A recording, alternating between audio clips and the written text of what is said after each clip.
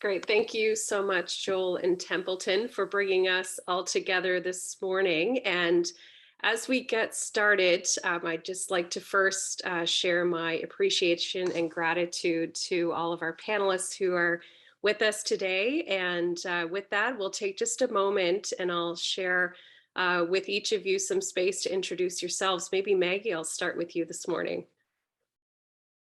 Great. Yes, my name is Maggie Morden. I work for Teamwork Cooperative. I'm an employment support practitioner. My pronouns are she and they, and I identify as a person with disability. Thank you very much for being with us today. And Sylvia. Thanks, Jamie. My name is Sylvia Paris-Drummond.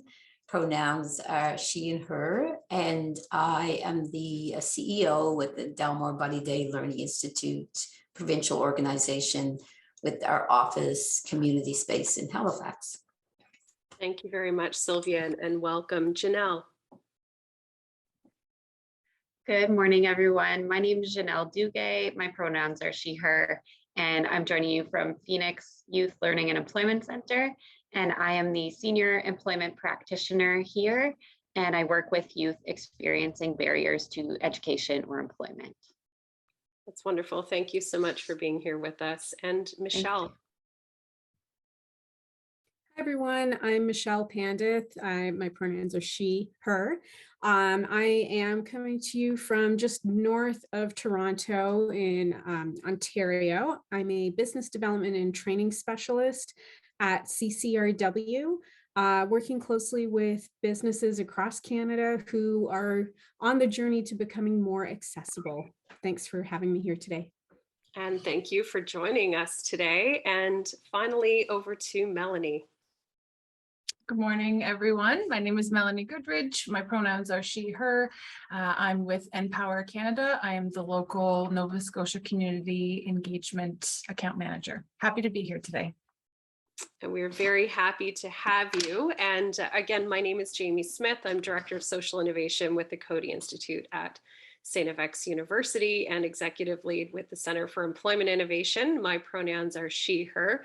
And I will be starting us off this morning in our conversation around workplace accommodation and youth employment, and very pleased to be joined with my co-facilitator, Marcus Jameson. So maybe Marcus, you want to say hello before we jump in? Sure.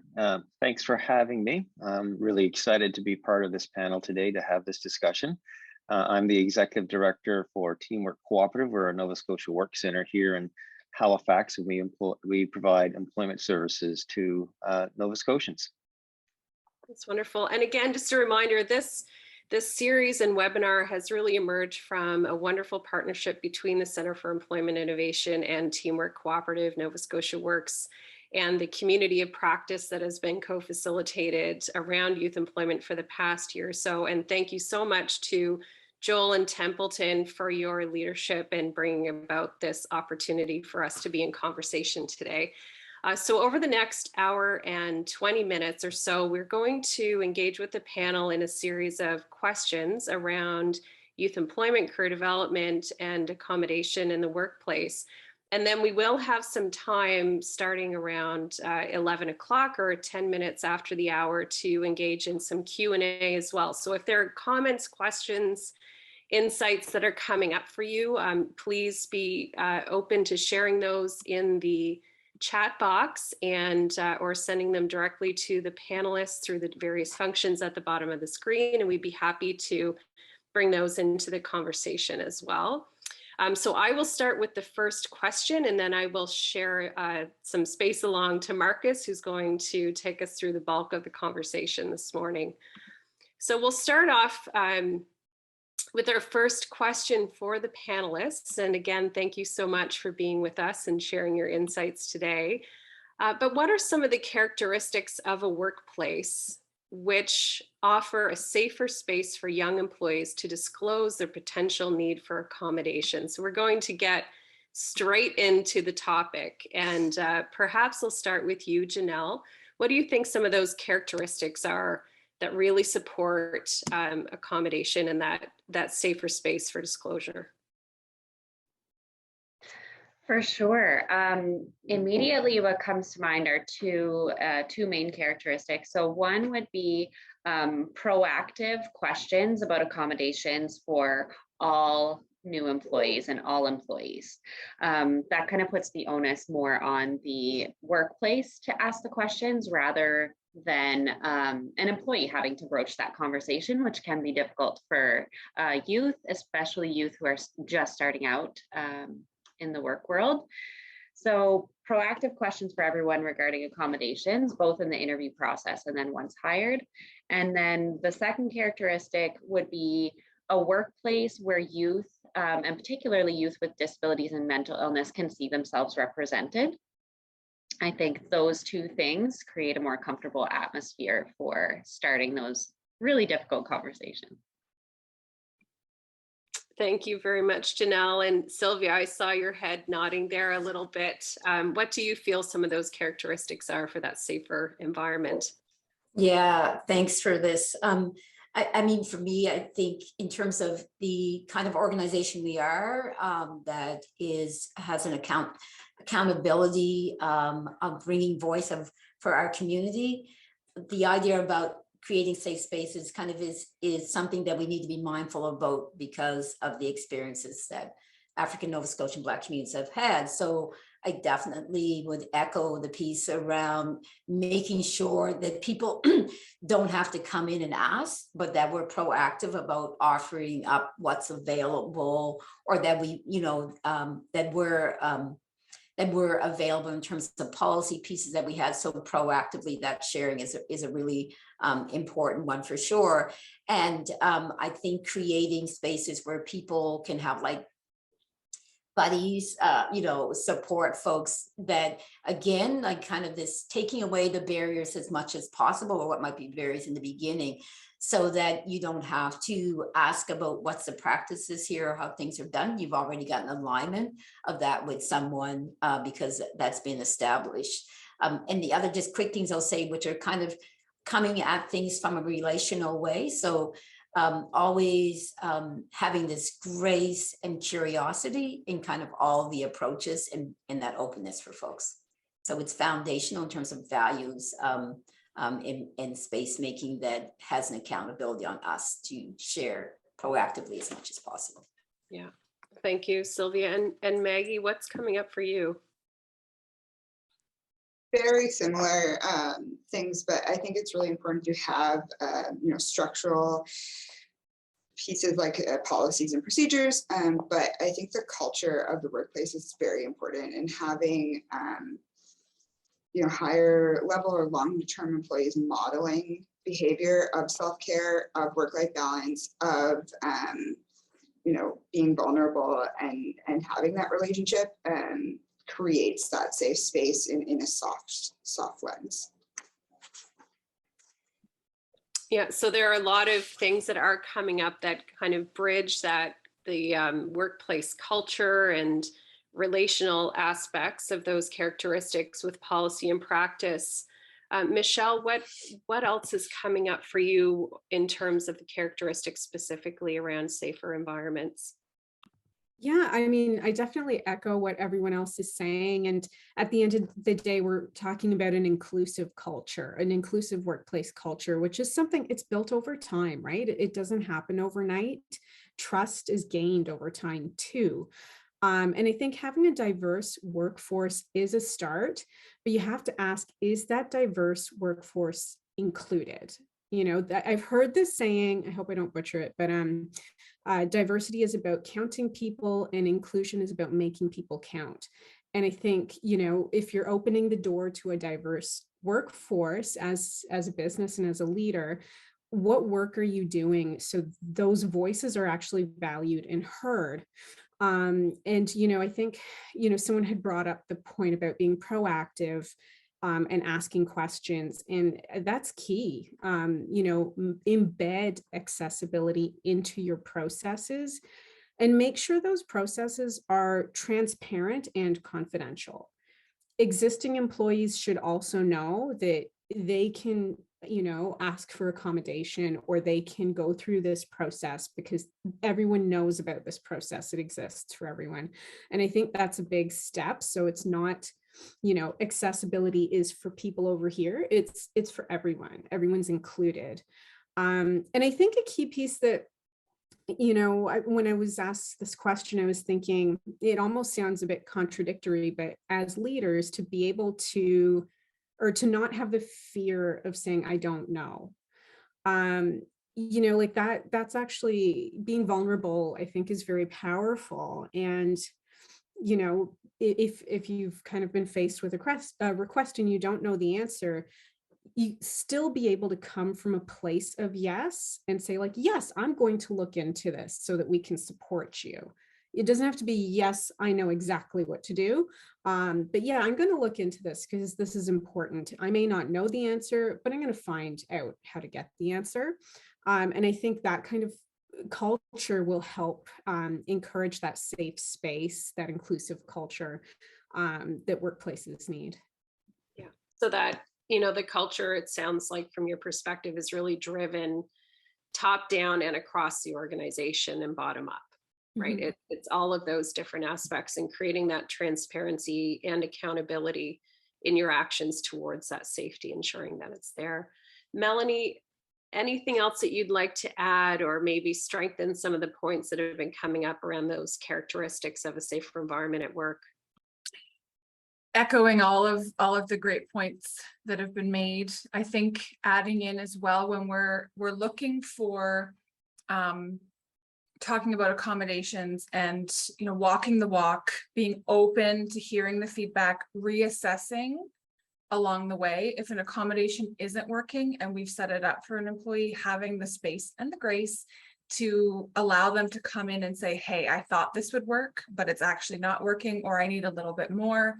Having flexibility and informing staff that flexibility is okay. Kind of going back to being all right to be wrong. It's okay to be wrong. And in addition, when we're making accommodations and when we're approving accommodations, taking away the burden of proof from those who are asking for the accommodations. What I saw an article, 100,000 Nova Scotians are without a family doctor. So if you need a doctor's note to get an accommodation, you can't get one, so you can't have the accommodation. So you're kind of just stuck in a vortex. And that's not really safe or helpful for folks who need something. So that also fosters trust and enables folks to feel safe in their workplace. If I'm saying, hey, I need this accommodation because XYZ, and my boss is saying, okay, let's work on it, rather than saying, please show me that you have XYZ in order for me to give you the specific equipment you're asking for. I think that's a really important piece that's starting to become more commonplace, but really needs to, I think, be cracked open a little more. Well, thank you all for that. And it's just some of the points that are coming up also are pushing us to, as leaders, to be thinking about what are the needs and opportunities and assets within the organization, but what are some of those bigger systemic challenges that we need to be considering as we support individuals and provide that space where the accommodation needs can come forward and can be addressed and assessed, and then, you know, having that flexibility and environment to learn and to address it differently as we go ahead. So thank you all. I think what an incredible start to get off for this webinar. And Marcus, I'll pass it over to you now to get into some other concrete actions that we might be taking. Thanks, Jamie, and thanks for everyone's insights. I think it's a great lead into this next questions. And some of the things that I heard that stood out to me was around the transparency piece, being proactive and not waiting for them to come to you when that could be a very difficult thing to do. Curiosity, I love that. Buddies and mentorship, leaders being vulnerable, and the flexibility. And I love those characteristics. And I think it leads well into the next question, which is what is important work that employers and organizations can do to be an inclusive workplace so as not to put the responsibility on new employees? And I feel like some of you have already touched on that, but what we're really looking for what are some concrete actions, best practices, policies that you have seen or that you have worked with or experienced that could be brought forward? And one of the ways that we were thinking that you could talk about this is also include a success story, perhaps, that you have been part of or that you're aware of. So maybe we'll start with Sylvia. We'll get you started with, have you start this conversation for us. Sure, thanks for this. Yeah, and it is lovely to hear like kind of the crossover stuff. So for here at DBDLI, I think I need to acknowledge that our collaborations and partnerships are really important in terms of having expertise eyes in terms of aspects of things that we're trying to do. In thinking about this question, I was thinking about this is really an opportunity for a really kind of nice dance around getting it right in terms of flexibility and structure, right? Because I do think the structure, which falls into policy pieces and stuff, is important, but people are individuals, situations can be changing as well. So then we need to have this flexibility. So how do we kind of, as an organization, hold that up and not have the individual like feeling too murky about what it is? So for me, for one of the things is the policy. A policy is never generic, right? And so we always have to be kind of looking at that. What's my HR policy? What's my operations policy? And we need to be comfortable with continuously looking at that and seeing if it's unintended, which doesn't really matter in this world of equity and diversity, right? Intention, but if there's an unintended barrier happening in there, that we're looking for that. And when I think about the model of an example for success across some various spaces that I've been, is the conversation piece. So as people are assured that we're genuine, the organization is genuine about its commitment in terms of being inclusive, and I'll build, I think it was Michelle had said, you know, inclusion is about making you count. And I'll kind of, you know, cocoon that with saying in ensuring belonging, right? Yes. In that. And so if people are feeling belonging, you're feeling relational, so you'll come to me and you'll say, you know, I have this experience that's happening in terms of a need. And yes, you've done this, but I need some more, right? And that, and so what we have kind of as a practice here is to say to folks, here's the policy pieces, look at them, right? And you know, kind of know about them then, but remember they're a conversation. And I know I can come back and say more, so I won't eat up all the airspace right now, but I just wanted to add too, again, if we think about COVID and what we've done and what we've learned around flexibility, right? And you know, different ways of being, that really can feed into us opening up how we are around this accommodation, which is a good word, but it does give me a bit of being itchy too, in the sense about if we think about how is our space about everybody being there, then we're thinking about what kinds of things that we can do. I think we can capture more about what is under this word accommodation without losing the fact, because we talk about this in our community work too, there's focused things that need to happen that need to be intentional and deliberate. So we need to go to that as well, but we can also have this space that has a broader, more flexible way of being. So some take your policy, know that it's a policy is about making things work. If it doesn't make things work, you need to revisit it. So we've done that. Always have the conversation and know that people's input is what you're going to need to have things work well and be better. So always be open to asking and be open to people telling you something as well. Yeah, I love that. The dance between structure and flexibility.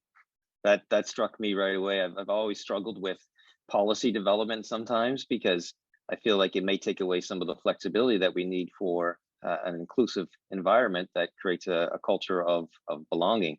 So you're right, that dance in between, but I think it all gets back to that conversational piece and creating an environment of belonging for people, or they're comfortable coming forward to have these conversations that you're talking about.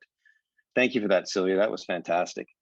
Janelle, what stood out for you for this question? So for this question, what I was thinking of is I agree with everything Sylvia said, of course, and I love that mix of flexibility and structure. I think giving options on how employees receive information can be really empowering.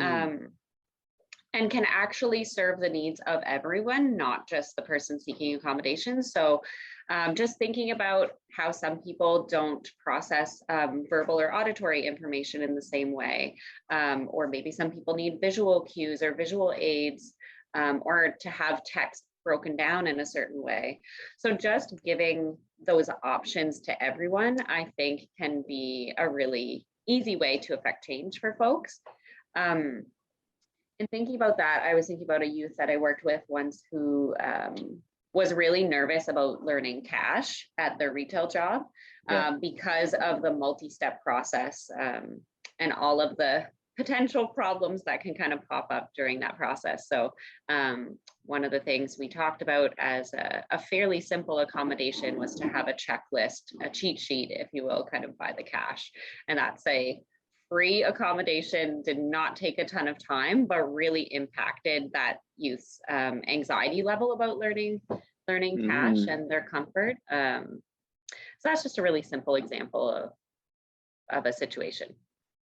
Yeah, I love that. I mean, often accommodations are not these big, huge things, right? You don't need to reinvent the wheel. It's just a simple checklist or a reminder or just communicating in a different way, right? It could be through email, it could be through a phone call or an audio, message or whatever it might be. But they're often a lot simpler than we realize. For sure. And sorry to interrupt. No, go ahead. No, run. And also just having that cheat sheet there can assist all employees. So employees with ADHD, employees with anxiety, employees that, have difficulty receiving large chunks of information or working memory issues. So I just want to elaborate on that. No, that is so, I'm glad you brought that up, because I was thinking about that earlier, how often accommodations, we do end up doing it for one or two people, and it ends up becoming a policy or a process or a procedure for the whole organization. There's a wonderful story from the former CEO of Walgreens, who implemented a bunch of cards for some of his employees with disabilities that were not words, just pictures. And they ended up doing it for the whole warehouse, because everyone was like, well, that's so much easier to follow. I'd much rather do that. So it was a practice that was meant for one or two people that ended up being for the whole organization and made them better. So that's a great example. Yeah, thank you. Let's go to Melanie. What's jumping out at you for this? So agree. Again, I think we'll all just always agree with everything everyone else said. I took this one a little bit more like process wise. So this might fit more into the structure part. But I think when I was supervising at a very high volume kind of youth-based organization, we had a lot of scorecard work. We had a lot of targets. We had a lot of things that the youth had to get done. And it's a lot. It's a lot to kind of remember and to work through when you're just starting out at work. But having the same kind of standard for culture. So performance metrics and culture metrics as well. So if we're seeing, if we're having discussions or meetings with staff, we're seeing a trend of accommodations that are coming up. We're taking like a little census and seeing what kinds of groups are common across the workplace. We can have focus groups even on successes, challenges with accommodations, just digging into that stuff. Like we would have a performance assessment or a performance review for most staff anyway, saying, you're hitting your targets, you're doing this, what can we do to help you be more successful? But in the same way, having that conversation around culture and having that curiosity as well that was mentioned earlier. How can we stay curious when we're assessing these kinds of things that are just as important as output and often inform output as well, right? How effective somebody is at their job is often directly related to how they're experiencing the culture in their workplace. So yeah, I think that it could be really beneficial to start. And I know it's a big thing to start doing, but again, we're not perfect. Nobody starts out as perfect. As a recovering perfectionist, I say that all the time. Nobody starts, and nothing that you do right away is perfect. It takes growth. It takes that humility. It takes being wrong in order to make things actually work. Yeah. That's great. I love that. You know, how the conversations and the workplace culture inform outcomes. That's 100% true. And I think we all can agree to that. And I think there's a common theme here around conversations and that relational approach that Jamie had mentioned. I think we're seeing that bubble up a fair amount here, and how important that is. Thank you, Melanie. Let's go to Michelle. What's jumping out at you? Yeah, I kind of go back to Sylvia's comment about flexibility. I think that's so important, because when we think of policy, or at least sometimes when I think of it, it's like, well, now it's done and that's what it is. Yeah. Finished. Next. But no, it does have to be flexible. I think that's so important. And I think when it comes to creating policies, I'm going to go back to that point about embedding accessibility into everything. Maybe think of accessibility the way we think of IT. When someone starts a new job, we make sure they have the laptop, they have all the right software in place. They can't do their job without that. That's one of the first onboarding pieces. And why don't we treat accessibility the same way? Why don't we ask the questions, how best do you perform? What if the job requires 80% of the time you're on the phone, let's say? Why don't we ask how best do you do that? Maybe you prefer a headset, maybe you don't. There's different ways, and it doesn't really have to do with disability. We all do our jobs differently. And we all achieve our outcomes, hopefully, but we might do it in different ways. And so embedding that into our processes, I think, will make accessibility feel a bit more natural, will allow people to talk about how they do their best work as well. And, make those conversations a little easier to have. And, at CCRW, we do a lot of work around this. And so I would say, please do feel free to reach out to us, because each organization's different. And, their existing policies can sometimes be adapted to become more accessible, or if they're being built from scratch, that's all kind of possible to do as well. And I would say, in terms of success stories, I just kind of thought of when I myself or someone on our team, if we're hosting, let's say, an event or a meeting, we make sure the first thing we do is we ask people who are registering, do you require any accommodations? This will be in this format.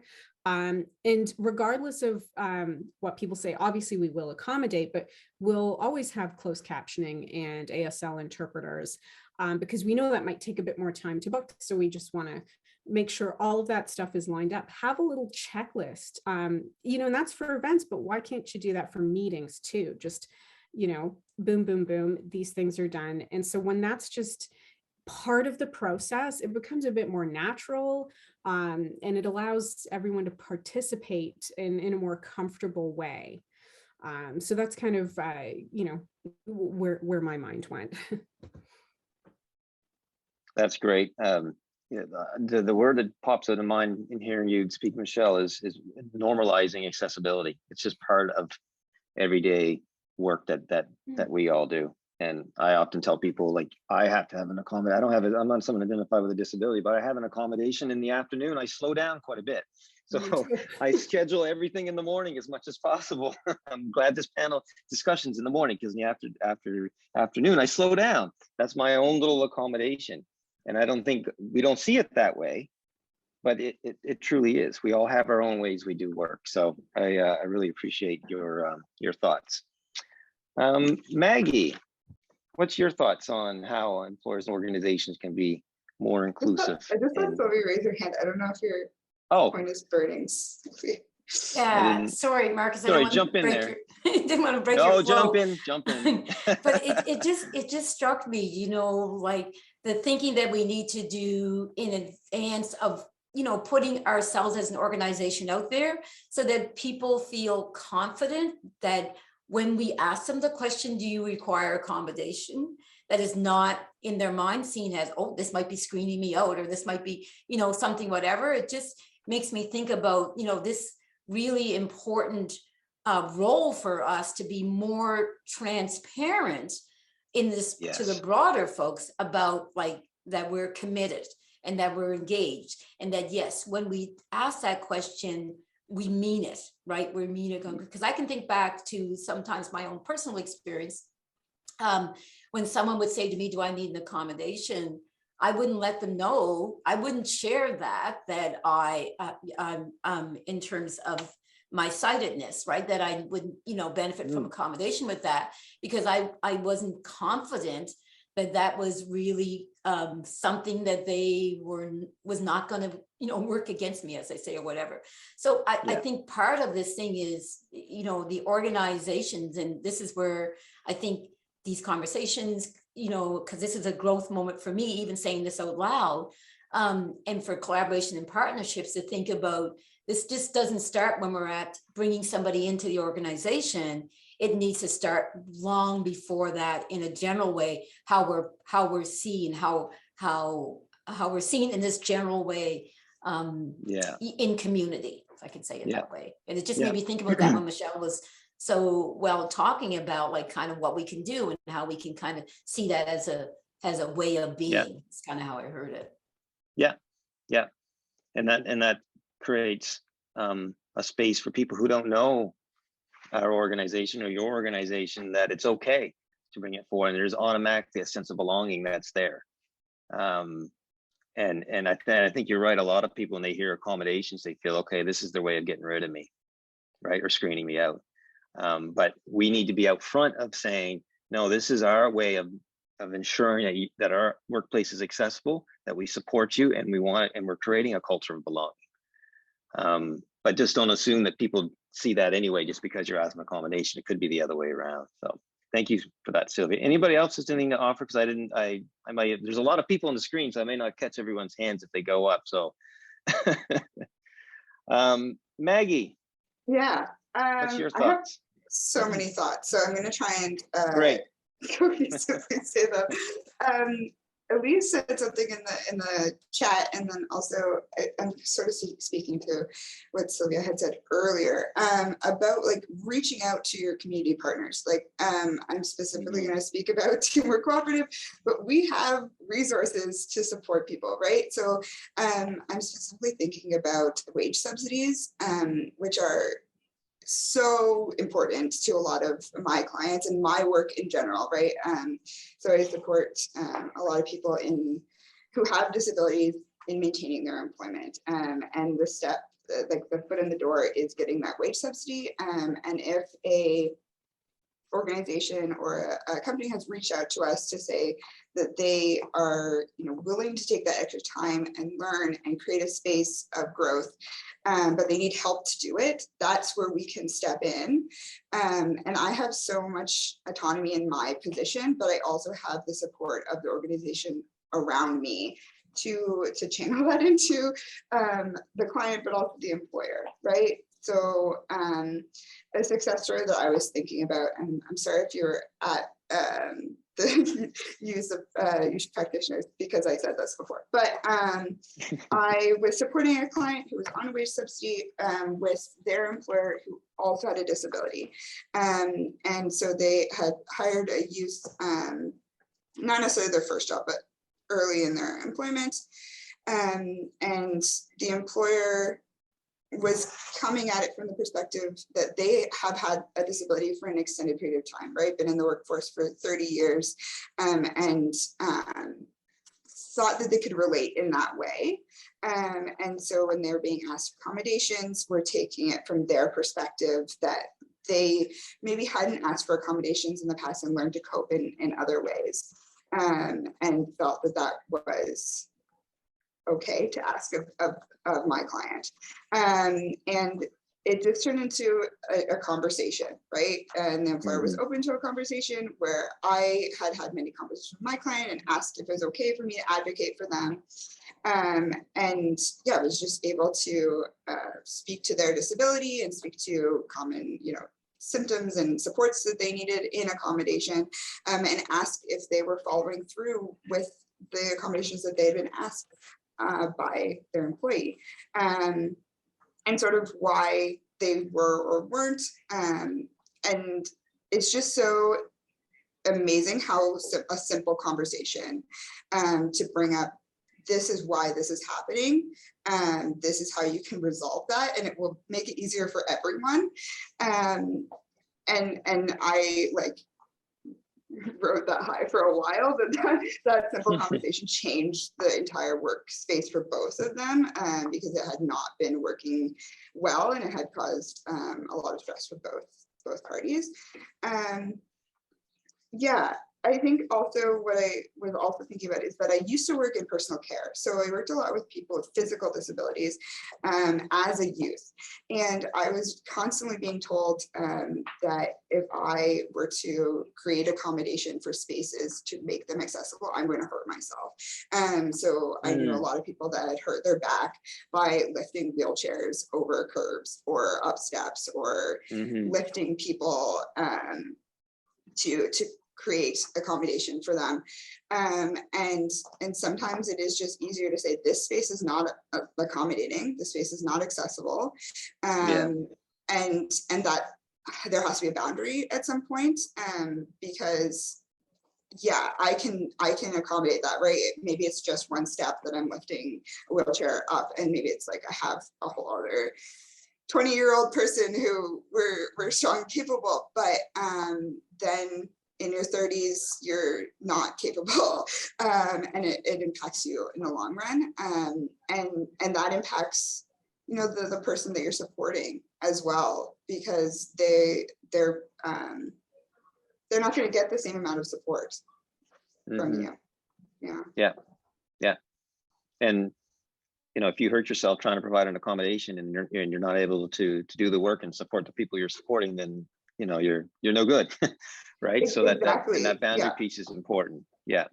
And having the space within that workplace to bring forward that you're not comfortable is really important too. To bring forward, and also I think having the support from your workspace to talk to organizations that you're regularly, working with, like if it's like a doctor's office or something, to have that backup from your organization to say, we cannot continue working with you because you are not accommodating us, even though this is a necessary thing that we need to go and do.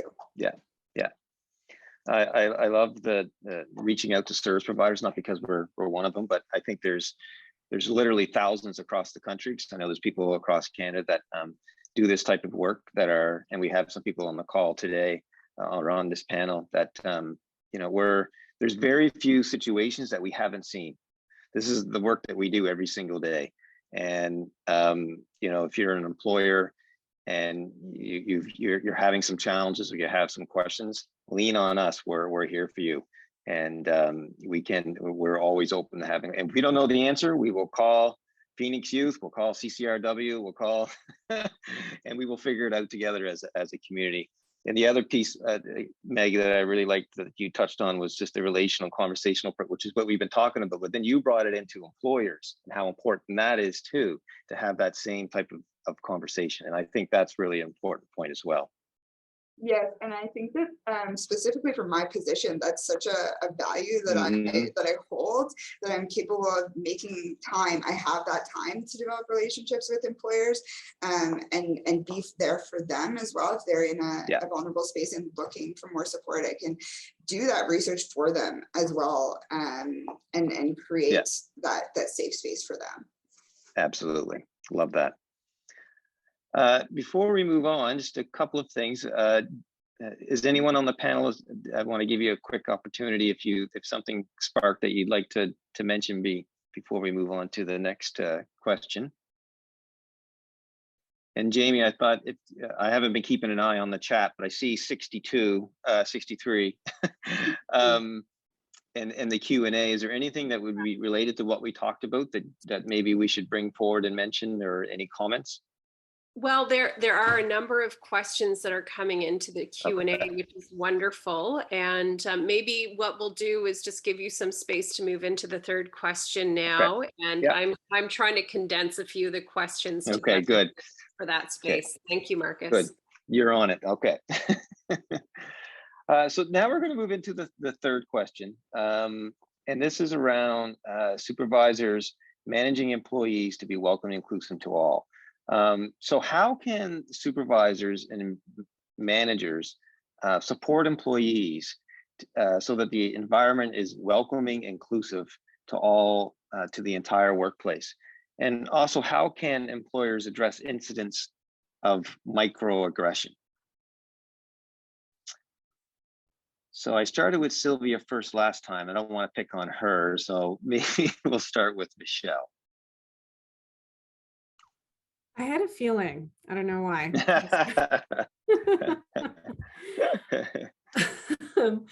It's interesting with this question. The microaggression part just kind of stuck out to me, and I kind of ended up focusing a bit on that. Yeah. Because it's a term, it's fairly new in terms of awareness of this as a term. Mm-hmm. And I'm sure all of us have experienced microaggressions. I myself kind of just, I'm just being sensitive. But now that there's a name to it, you kind of feel a little bit more empowered, in addressing those incidents. So that's kind of a cool thing. And I think it's important to know, like, we all are going to interpret these incidents of microaggressions equally. Or sorry, not equally. We're not going to interpret them equally, right? Like, what feels kind of like a microaggression to someone else, someone else might not even notice. So I think awareness is a really big piece. And I think, there has to be kind of that open door to discuss with perhaps HR or your leader or whoever, without fearing an eye roll from them. Because if there is awareness, then people who maybe weren't aware before of microaggressions, then they might not kind of respond with like, oh, you're being sensitive type of thing. So I think that's a start. And I think, having an open door and having some training on what microaggressions are, is very important. And I think it's important to know too, that like, if you're going to have an open door policy to discuss these types of incidents, you have to, as an individual, also understand that you might receive constructive feedback, when you are perhaps the microaggressor, or if you've potentially maybe misinterpreted something. The open door has to kind of go both ways, because that's how we become more educated and aware of how we make people feel excluded, and maybe even targeted. And I think too, another piece is like forgiveness.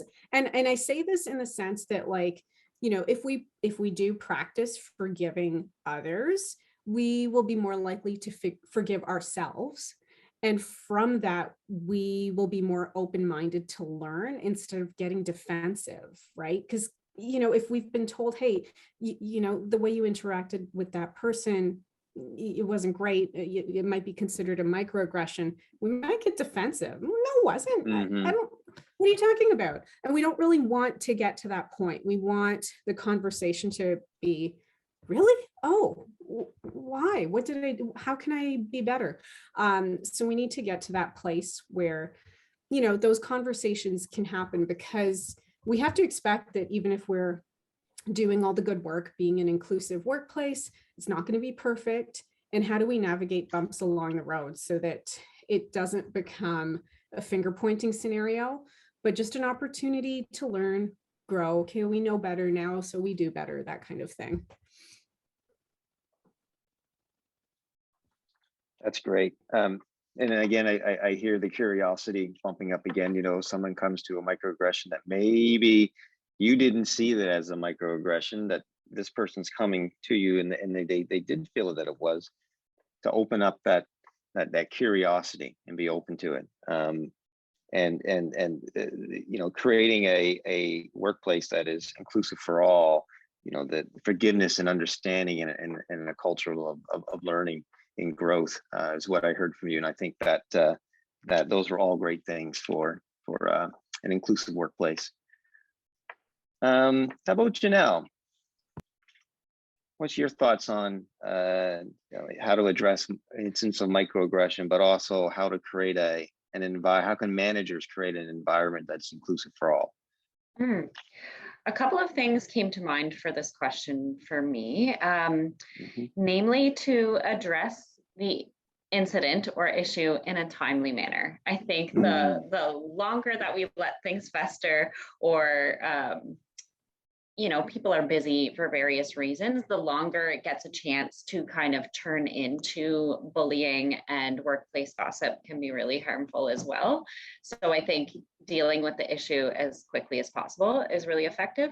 And also just being aware of intersectionality, being aware that people may already have experienced microaggressions in the workplace due to other aspects of their identity, like, for example, being queer, you know, being Latino, being Black.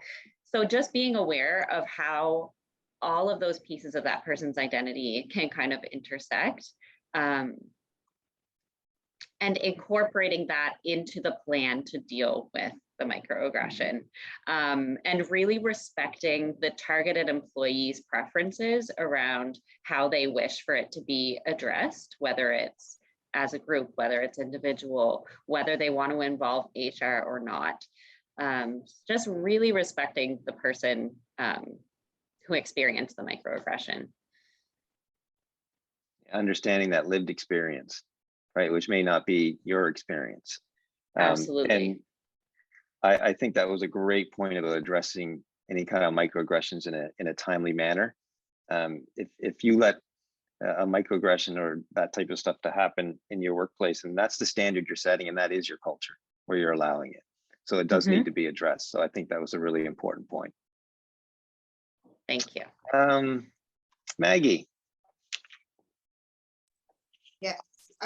Okay, so I think I want to touch on maybe the structure of a workplace, and not create, and we've spoken to this, right? And not creating a structure where people are asked to fit in, but creating a structure where everyone fits in because they belong, and has space to be themselves and share themselves and be vulnerable.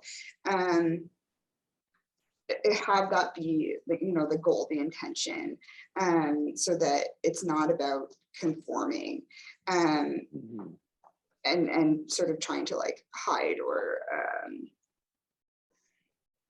assimilate. Yeah, I guess just like a story comes to mind with a client that I was talking about, and it turned into a really great discussion between me and this client. They had their summer student, and they had been invited to the diversity training that everyone was invited to, but it was on the same day of a huge fundraising day. And due to lack of planning by leadership, they were asked to not come to the training or visit virtually while manning the phones, and also doing, you know, a couple other tasks. And we really identified that was like lack of being prepared by leadership, right? That they had to, they made a lot of logical decisions and tried to make sure everything in the organization was supported, but it impacted this person who happened to be a person of color, the only trans person in the organization, and also a youth, and who was not able to join this workshop, or not able to be, you know, part of the workshop. And so we had a really good discussion about whether they wanted to talk about it with their supervisor immediately, or whether they wanted to maybe leave it for an exit interview kind of discussion. And is this a calling out or a calling in? What sort of opportunity do they want to take this in the direction of. And I think their initial reaction might have been to be sort of spiteful and you know, aggressive about it, but we continued to talk and sort of came to the idea that it was more helpful for the organization and for themselves to create a space of learning and maybe write down some thoughts and ideas of how it impacted them and how that they could change for the future. And while they understood like the actions of the day, it could have been prevented. Yeah, I think that's kind of what I was thinking. So I was happy that I was able to be part of that discussion, and they might have got there on their own anyway, but we were sort of able to write down some actual ideas so that it wasn't just them stewing and feeling alone and feeling unsupported in their workplace. Yeah. So in the end, there was an opportunity for growth and some learning by the employer. Yes. Right. Yeah. And that's great to hear. I love the calling out or calling in. I think that struck me right away. And the idea that people have to conform and fitting in. And we work with an organization here a lot in Halifax called Placemaking 4G, and they tell me every time I say fit, I have to do 25 push-ups, and my arms are very sore. So I try not to say fit, and it's an alignment. And you're right. If you're asking someone to fit in, you're othering them, right? And you're not creating a sense of belonging. So I think that was a really important piece for managers to keep in mind as far as creating an inclusive workplace. Melanie, what's jumping out at you? I also kind of hit more on the incidence of microaggression, but I think more broadly, it's important that the training, any EDI training, any training on like implicit bias, microaggressions, all of those really important key pieces to awareness are mandated is such a strong word, but that essentially all staff have to attend, just like you would have to attend your month-end meeting, or you would have to attend you know, your staff meeting, or you would have to attend a meeting with your manager or your direct reporter, right? You need to attend those to maintain your position and to work on it. So again, kind of equalizing culture and performance. And call-in culture, big fan. I think it helps all of us to decouple the shame that comes with change. And a lot of times with folks who have been doing things a certain way for a long time, change is really hard, but you also feel really ashamed. And shame is such a negative emotion. If you haven't worked on humility, even if you have worked on humility and shame and embracing it and being open to change, it's still really hard when somebody says, hey, what you did was wrong, especially in a public way. So the call-in culture really helps to decouple that and use it as a learning opportunity for that person. I also think it's important, and when Maggie was talking, this kind of came up for me, to acknowledge that call-in culture is all well and good, and call-in culture is all well and good, but there are going to be some instances where there's a lot of microaggression happening, and keeping in mind that a microaggression is aggression. It's like being hit. So if that's continually happening, the person who is the microaggressor, so to speak, is in a position of power over the folks that they might be speaking about or speaking to or speaking around. So it's important for workplaces to acknowledge that that person is exerting in some ways power over their colleagues, and that they might need to be addressed a little bit more sternly than saying, hey, did you know that it's kind of offensive to say XYZ, or it's actually kind of wrong that you're doing this and this and this, and here's why. There might need to be a more kind of firm approach. So again, that flexibility coming with the structure, meeting in the middle, so that each individual person has the capacity, again, like Maggie had said, if you're constantly the receiving end of microaggressions, having that agency, do I want to call in? Do I want to call out? What are my options for dealing with this person who has, you know, effectively been super offensive and potentially hurt my capacity to continue moving forward? Yeah, so those were kind of my thoughts. Those are great. The training for ED&I completely agree. To me, that what you're saying is it comes down priority, right? Like if you're going to set it up and then you're not going to insist that people go or make it mandatory, whatever words you want to use, or create an environment people know that they need to go, or not provide people the time that they need away from whatever their regular job is to go to this training, then it's not really your priority. And I think that's what strikes to me. And then the other piece was, yeah. Go ahead, Maggie. I saw your hand. Jump in. Go ahead. Yeah, I guess I have more to say. I think it's also, you know, back to that structural piece. In speaking in a power and privilege way, are people who are in leadership, can people who are not in leadership see themselves in leadership, right? Do they see a safe space where they will also, like, they're not always going to be the person who needs to bring up microaggressions, right? And it's not even just that, like, is there a seat at the table? Is the table diverse? Is the table the right word for it? Is the table the space where there are people who you can look to who are not only standing up for you, but have the same intentions as you? Yeah, I think I sort of wanted to say that as well, that you're not, as an employee, and this person is not always the person who is making accommodation, right? Yeah, I love that. If you're not a manager, or a leader, do you see yourself as one in that organization? That's a great way to look at it. Sylvia, what's your thoughts on this two-part question about managers creating an inclusive environment and workplace and microaggressions? Well, I mean, I think the conversation has been so rich, and I just recently have discovered something about myself.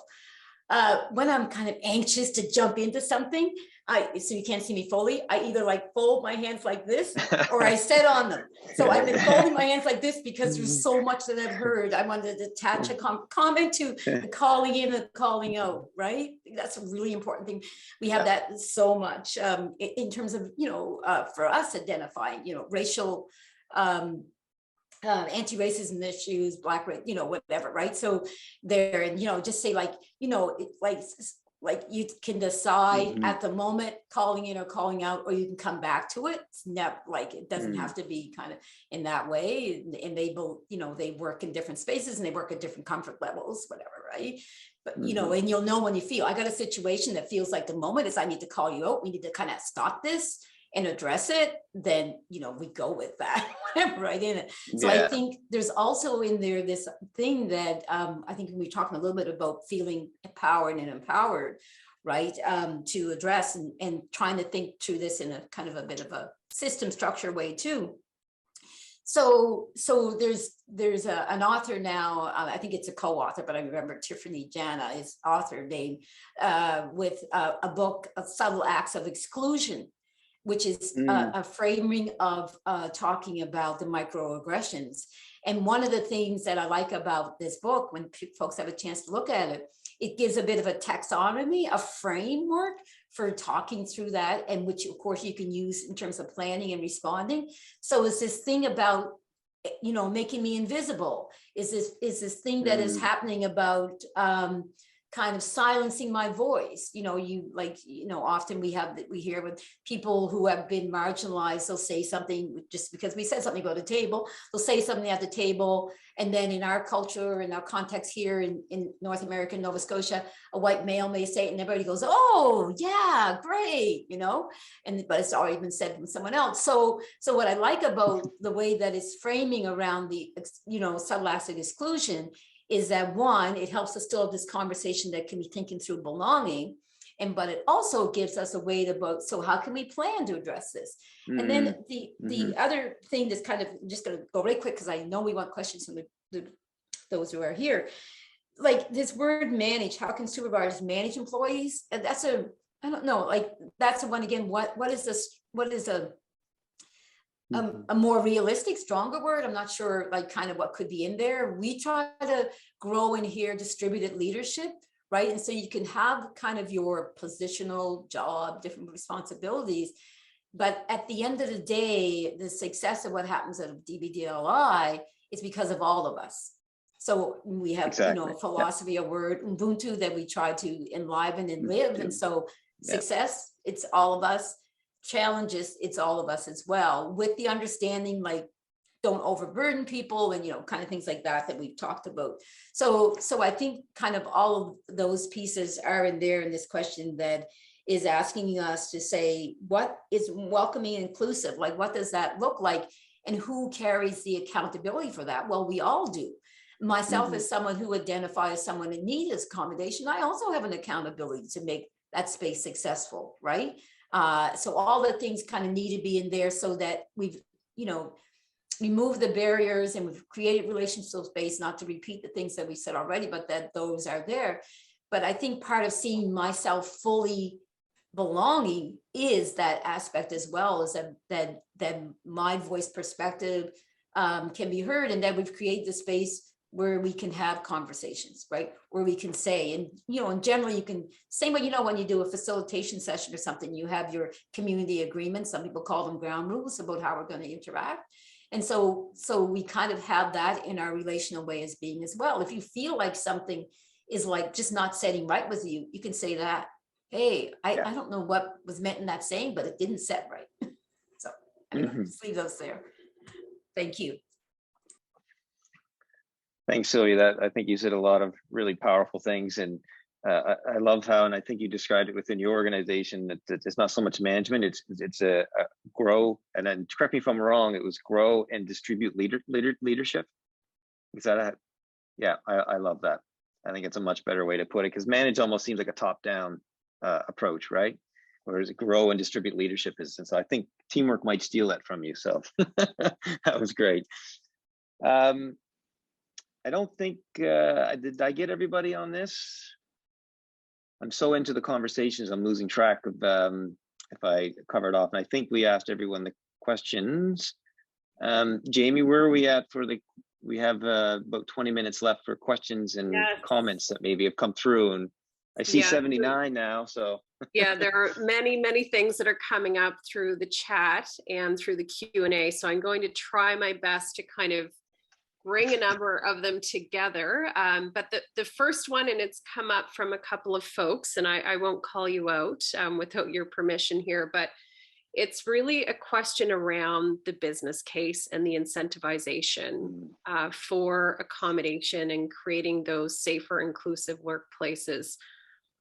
What are maybe some of the, you know, the best efforts that you've been engaged in, or that you can offer to employers who are truly seeking to be a safer, more inclusive workplace, where people have this sense and cultural feeling that they can step forward and request accommodation and be accommodated in a way that's really going to work for them to contribute their best in that workplace? And I'll open that up to anyone. Any response around kind of the business case or incentivization for workplace culture and safety for inclusion? I have a thought I can share. Thank you, Janelle. Yeah. So I think that oftentimes when we're talking about disability, and I include mental illness in this as well, is it's very much from a deficit lens.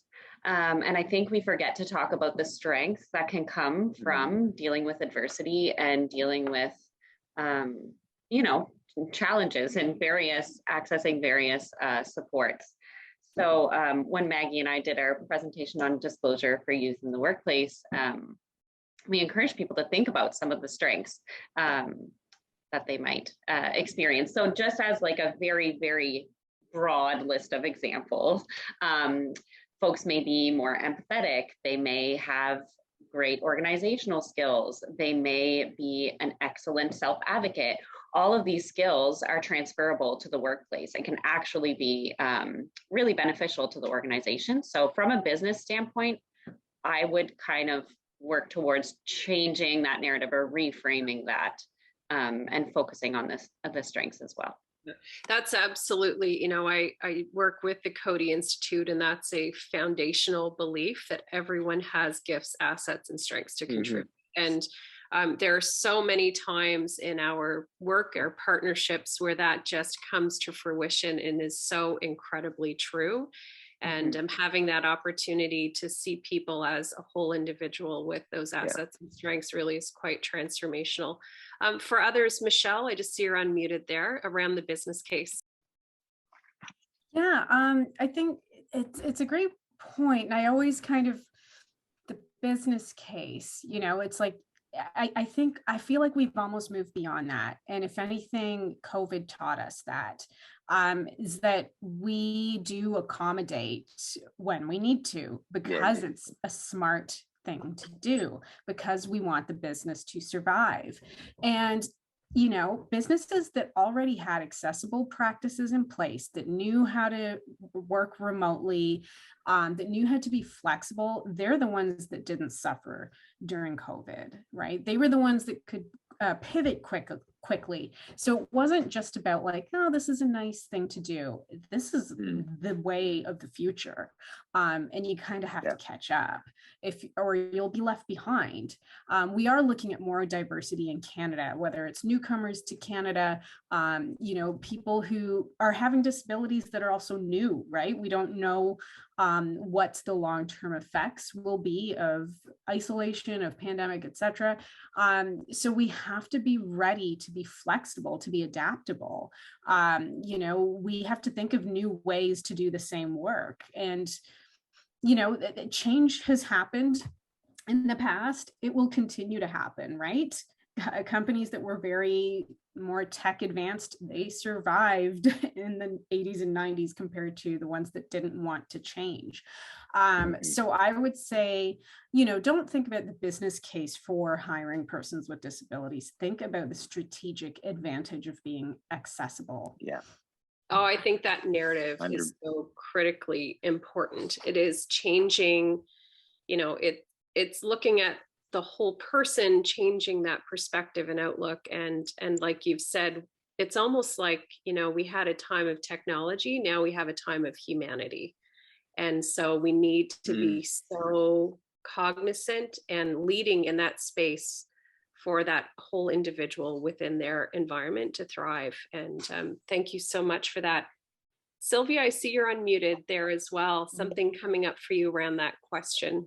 I don't know how to do the feature thumbs up and yay to what Michelle had said. So I wanted to come off and to say that. And I think the other thinking, another additional thinking piece connected with this is to thinking about what we did in terms of like, how can we continue to work and have our, you know, productivity and kind of all that stuff that wasn't under the umbrella heading of accommodation, right? It was about getting things done. And I think Michelle has spoken to that a little bit already, like, you know, like understanding that we have family, that we have relationships, that we have things to do, and how we kind of can do that, and how we see contributions and getting things done through a different lens, just kind of on an ongoing basis. So yeah, so I really, if I had knew how to do it, I would have just did that. Well, and so I'll move on to some other but connected questions, and apologies again, we don't have time to get through all of them in the Q&A, so I'll integrate them a little bit. But some of the questions coming up are around those assumptions that folks, perhaps other staff or leaders in an organization, might have around accommodation. And a couple of points that came up in the questions around, you know, perhaps an assumption that if someone else is getting an accommodation, it means that the other person isn't getting the same treatment, or that they're getting more. Tensions perhaps coming up again through the questions around accommodation and need and diverse experience, and the tensions of timeline, accountability, and outcomes within that organization. And that sometimes, in the worst of circumstances, experiences that come up when a person is accommodated, that then becomes open and knowing of other staff that there's experiences of bullying beyond, microaggression leading to bullying in a workplace. So how are some of these experiences addressed, or kind of the best practices that you have from your experiences to address these from that employer perspective?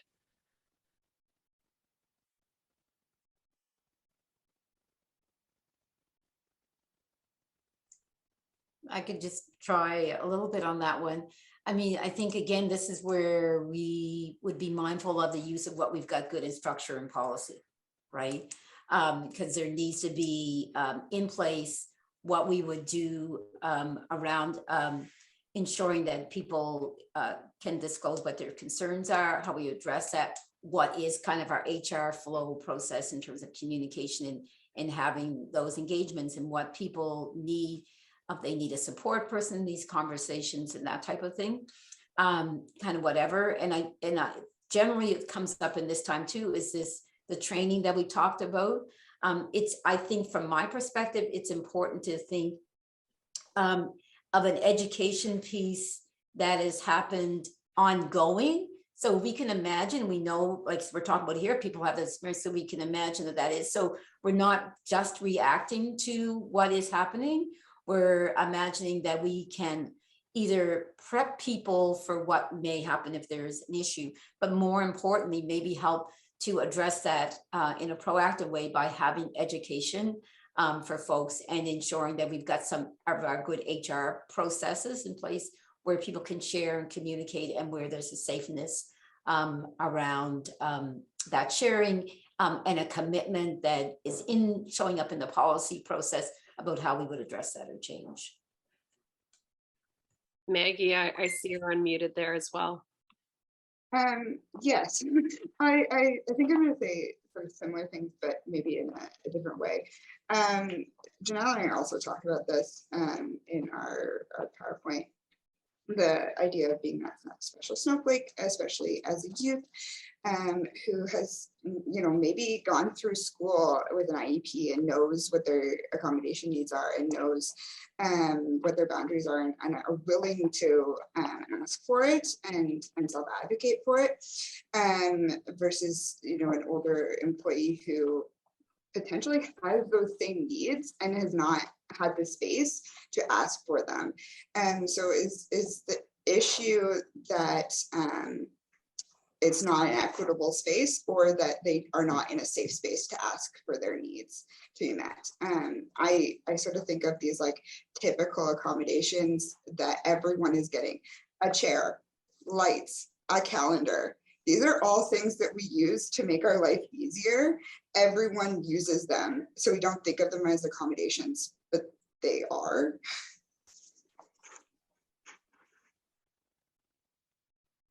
Yeah, I think, and I'll just jump in really quick, just for creating, for accommodations, it's really about equity, right? And creating a fair opportunities for all staff based on their individual needs, right? So if you have a culture in a workplace based on equity, then accommodations make sense.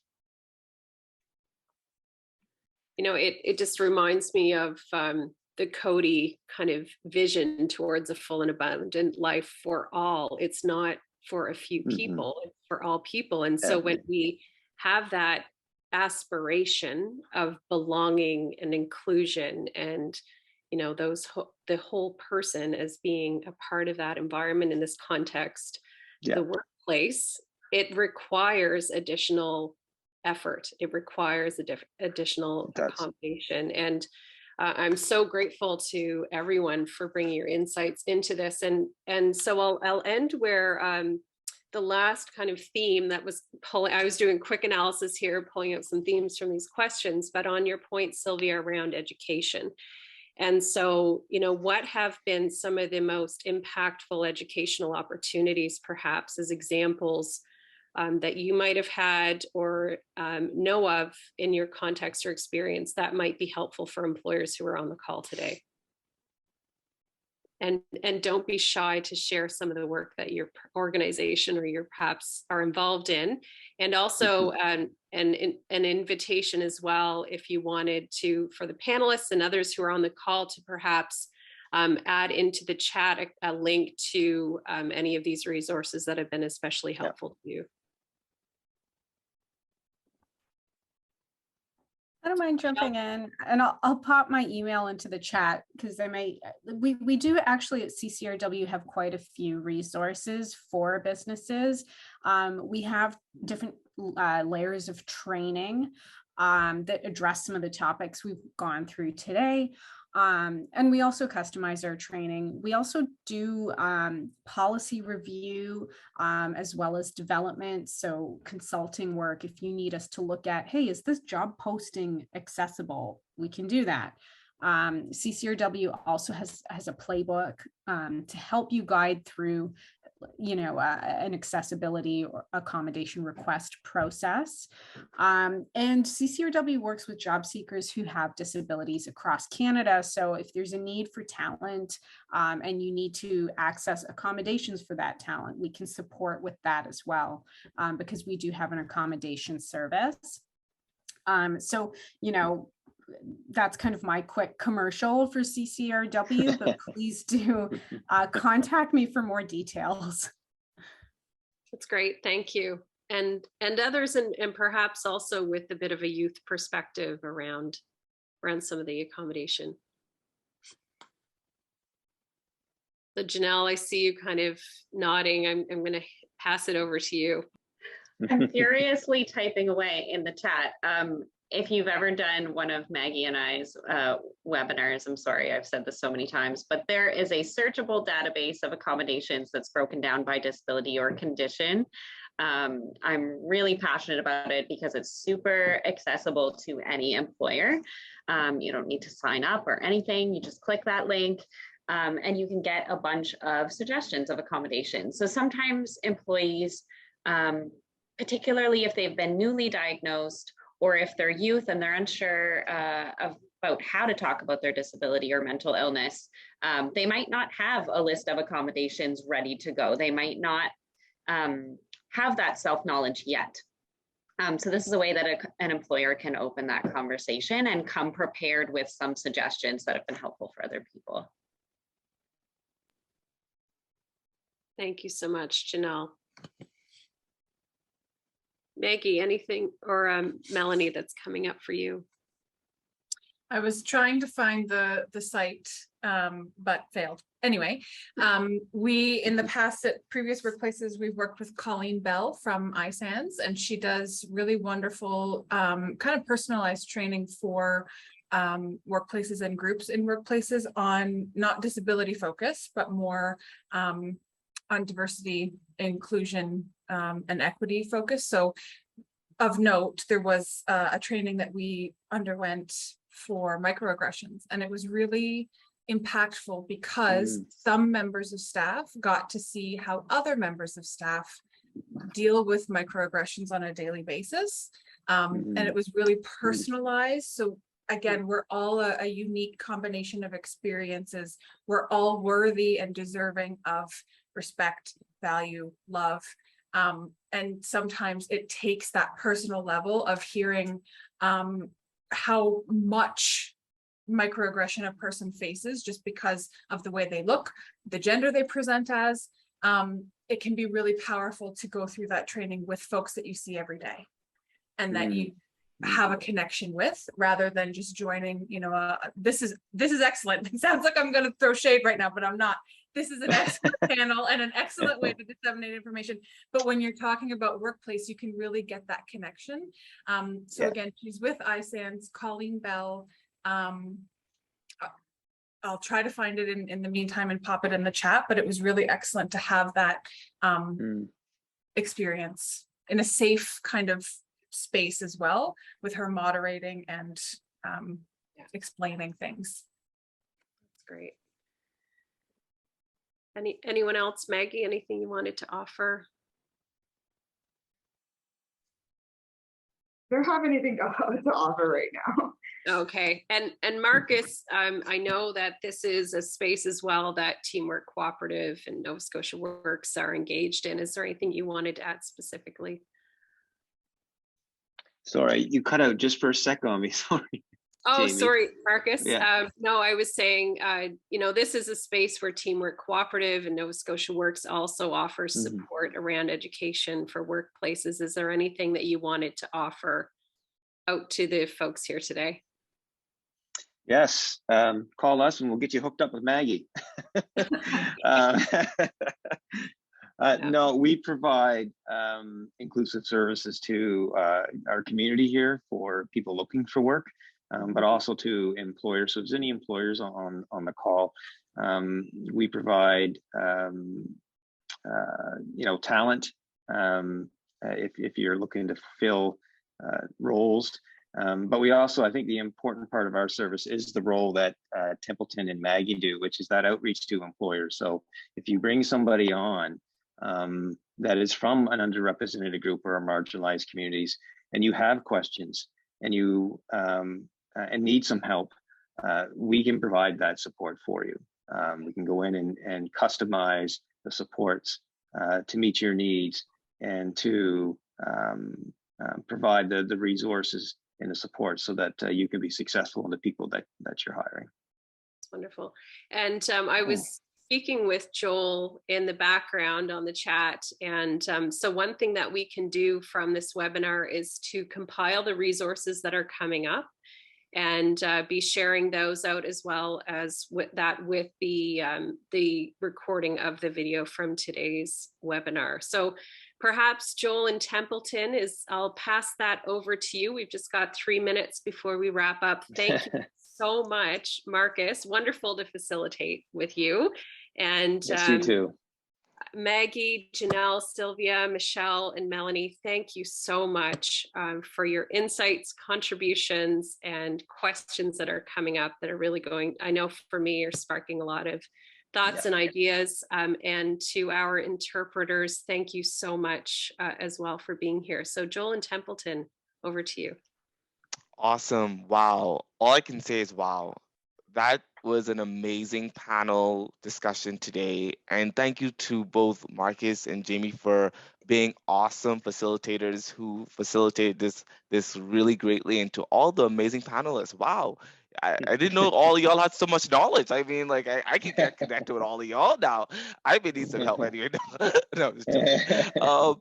But it's good that we can gather and share together and be a part of a space where we're vulnerable and open to learn and to grow and to also take in a lot of educating wise. And I hope that you take what has been said today into action and speak action. I always say that we can talk, we can have discussions, but place that action behind those discussions, behind those conversations. And so hope you leave here today having more actionable conversations as you continue to move forward in an inclusive employment world for young people.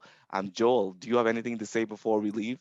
No, yeah, just I think I really appreciate, Templeton, your comment of like, it's great to be in a space where we're able to share vulnerably and be honest and recognize that we all have spaces to grow and to learn, and that should be done in relationship. So really appreciate that. I have put in the chat a form that if you have time, it's like 30 minutes, I swear, just to get any feedback. And we will send a follow-up email with a recording of this webinar, as well as hopefully some additional resources and contact informations of the panelists if they're so inclined. So again, really thank everybody for being here. Hope you have a great rest of your day wherever you're joining us from. And yes, we'll hopefully be in touch in the near future.